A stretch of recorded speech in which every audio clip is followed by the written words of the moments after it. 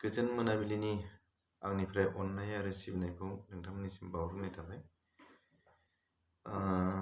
दिनैनि बे भिडिअ'आनो जाहैबाय दाखालि जानानै थांनाय जाथायनिसिम।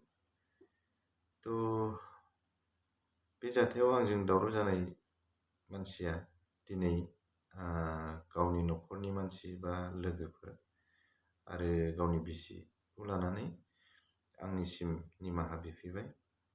मोनाबिलि समाव बिथाङा दि आंनिसिम फैनानै निमाहा बिफैबाय, बिराद गोजोननाय मोनदों आरोखि आं। बिराद खुसि गोजोननाय मोनबाय। गावखौनो माने आं ओरैबायदि जेन'बा बुंस'नो हालिया। बिथांखौ आं जोंनि गेजेराव बिदा फंबाय बायदि न'खरनि असे न'खरनि मानसि बायदि सानलायनानै आङो बेखौ निमाहा होनाय जाबाय आरो। जानो गोनांखौथ' हमथानो हाया, जोंनि खाफालाव बेनोमोन खोमा जाथाया जानांगौ होननानै।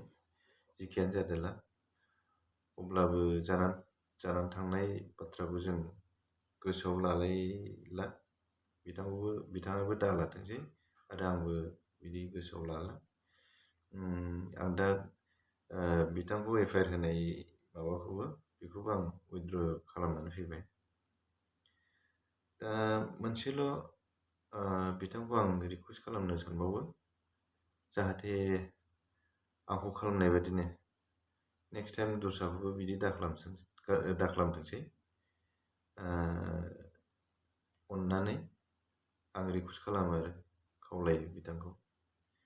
बेखिनि आंनि भिडिअ'आ। Good night.